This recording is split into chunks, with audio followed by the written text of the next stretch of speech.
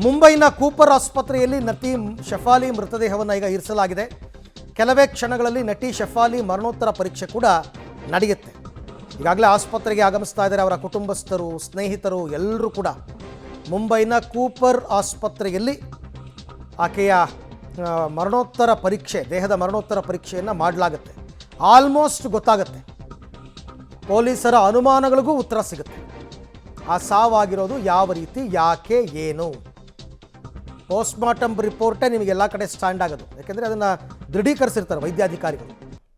ಹೀಗೆ ಮೃತಪಟ್ಟಿದ್ದಾರೆ, ಹೀಗೆ ಸಾವನ್ನಾಗಿದೆ, ಅದನ್ನು ತಿಳ್ಕೊಳ್ಳೋದಕ್ಕೋಸ್ಕರನೇ ಈಗ ಪೋಸ್ಟ್ಮಾರ್ಟಮ್ ರಿಪೋರ್ಟ್ಗೆ ಪೊಲೀಸರು ವರದಿಗೋಸ್ಕರ ಕಾಯ್ತಾ ಇದ್ದಾರೆ. ಬಟ್ 42 ವರ್ಷ ಚಿಕ್ಕ ವಯಸ್ಸು, ಸಾಯೋಂಥ ವಯಸ್ಸು ಅಲ್ವೇ ಅಲ್ಲ. ಹಾಗೆಲ್ಲ ನಾವು ಅಂದ್ಕೊಂಡ್ರೂ ಕೂಡ ಒಳಗಿನ ಕಾರಣಗಳು ಬೇರೆ ಬೇರೆ ಇರುತ್ತವೆ. ಈ ಬಗ್ಗೆ ಕೂಡ ಮತ್ತಷ್ಟು ಮಾಹಿತಿ ನನ್ನ ಕೊಲೀಗ್ ರಾಘು ಅವರಿಂದ ಪಡ್ಕೊಂಡ. ಎಸ್ ರಾಘು, ಈಗ ಕುಟುಂಬಸ್ಥರ ಕಡೆಯಿಂದ ಏನಾದರೂ ಆಕೆಯ ಆರೋಗ್ಯದ ಬಗ್ಗೆ ಮಾಹಿತಿ ಬಂದಿದೆಯಾ? ಈಕೆಗೆ ಏನಾದ್ರು ಮಕ್ಕಳಿದ್ರಾ? ಮುಂದೇನು ಕಾರ್ಯಗಳು, ಇದ್ರ ಬಗ್ಗೆ ಏನಾದರೂ ಅಪ್ಡೇಟ್ ಸಿಗ್ತಾ ಇದೆಯಾ ಅಂತ? ಅರವಿಂದ್, ಸದ್ಯಕ್ಕೆ ಈ ಸಂಬಂಧಪಟ್ಟಂತೆ ಯಾವುದೇ ಮಾಹಿತಿಗಳು ಇಲ್ಲ. ಬಟ್ ನಿನ್ನೆ ಘಟನೆ ಆದಂಥ ಸಂದರ್ಭದಲ್ಲಿ ಅವರ ಜೊತೆ ಪರಾಗ್, ಅವರ ಪತ್ನಿ ಏನಿದ್ದಾರೆ, ಅವ್ರ ಪರಾಗ್ ಅವ್ರ ಜೊತೆಯಲ್ಲಿದ್ದರು. ಅಂದರೆ ಅವರ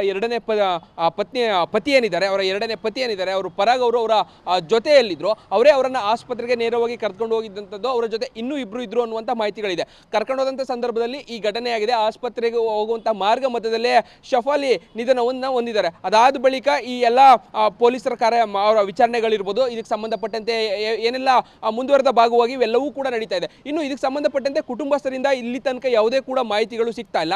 ಘಟನೆಗೆ ಕಾರಣ ಏನು, ಇವರು ಹಿಂದೆ ಹೇಗಿದ್ರು, ಇವರ ಕುಟುಂಬದ ವಿಚಾರಕ್ಕೆ ಸಂಬಂಧಪಟ್ಟಂತೆ ಯಾವುದೇ ಮಾಹಿತಿಗಳು ಸದ್ಯಕ್ಕೆ ಸಿಗ್ತಾ ಇಲ್ಲ. ಯಾಕಂದ್ರೆ ಈಗಷ್ಟೇ ಸಾವಾಗಿರುವಂತಹ ಕಾರಣಕ್ಕಾಗಿ ಇದಕ್ಕೆ ಸಂಬಂಧಪಟ್ಟಂತೆ ಪೊಲೀಸ್ ವಿಚಾರಣೆ ನಂತರದಲ್ಲಿ ಇವೆಲ್ಲವೂ ಕೂಡ ಬೆಳಕಿಗೆ ಬರುವಂತ ಸಾಧ್ಯತೆ ಇದೆ. ಬಟ್ ಆದ್ರೆ ಇಲ್ಲಿ ತನಕ ಸಿಕ್ಕಿರುವಂತಹ ಮಾಹಿತಿ ಇಷ್ಟೇ, ಅವರು ಮಧ್ಯರಾತ್ರಿ 1 ಗಂಟೆಯಲ್ಲಿ ಹೃದಯಾಘಾತದಿಂದಲೇ ನಿಧನವನ್ನು ಹೊಂದಿರುವಂತಹ ಸಾಧ್ಯತೆಗಳು ಹೆಚ್ಚಿದೆ. ಜೊತೆಗೆ ಇದಕ್ಕೆ ಸಂಬಂಧಪಟ್ಟಂತೆ ಪೊಲೀಸ್ ವಿಚಾರಣೆ ಆಗ್ತಾ ಇದೆ.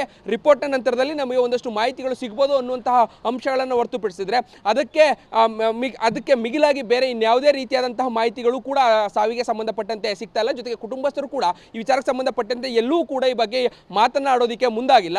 ಆ ಕುಟುಂಬಸ್ಥರ ಮಾಹಿತಿಗಳ ಆಧಾರದ ಮೇಲೂ ಕೂಡ ಒಂದಷ್ಟು ಕಾರಣಗಳು ಆಚೆ ಬರ್ಬೋದು. ಆ ಕಾರಣಕ್ಕಾಗಿ ಕುಟುಂಬದವ್ರನ್ನೂ ಕೂಡ ವಿಚಾರಣೆಯನ್ನು ಮಾಡ್ತಾ ಇದ್ದಾರೆ ಅನ್ನುವಂಥ ಮಾಹಿತಿಗಳು ಸಿಗ್ತಾ ಇದೆ. ಅವರ ಪತಿ ಜೊತೆಗೆ ಅವರ ಜೊತೆಯಲ್ಲಿ ಇದ್ದಂತಹ ಅವರ ಕುಟುಂಬಸ್ಥರೇನಿದ್ರು ಅವ್ರನ್ನ ಕೂಡ ಈಗಾಗಲೇ ಪೊಲೀಸರು ವಿಚಾರಣೆಗೆ ಒಳಪಡಿಸಿದ್ದಾರೆ. ನಿನ್ನೆ ರಾತ್ರಿ ಏನಾಯಿತು, ಎಷ್ಟೊತ್ತಲ್ಲ ಆಯಿತು, ಹೇಗಿತ್ತು, ಅವರ ಕಂಡೀಷನ್ಸ್ ಎಲ್ಲ ಹೇಗಿತ್ತು, ಯಾರ್ಯಾರು ಅವರ ಜೊತೆಯಲ್ಲಿದ್ರು ಅನ್ನುವಂಥ ಮಾಹಿತಿಗಳನ್ನು ಸಂಗ್ರಹ ಮಾಡುವಂಥ ಕೆಲಸಗಳನ್ನ ಮಾಡ್ತಾ ಇದ್ದಾರೆ. ಕುಟುಂಬಸ್ಥರ ನಂತರದಲ್ಲಿ ಏನಾದರೂ ಮಾತಾಡಿದ್ರೆ ಆ ಬಳಿಕ ಒಂದಷ್ಟು ಮಾಹಿತಿಗಳು ಸಿಗಬಹುದು. ಅರವಿಂದ್.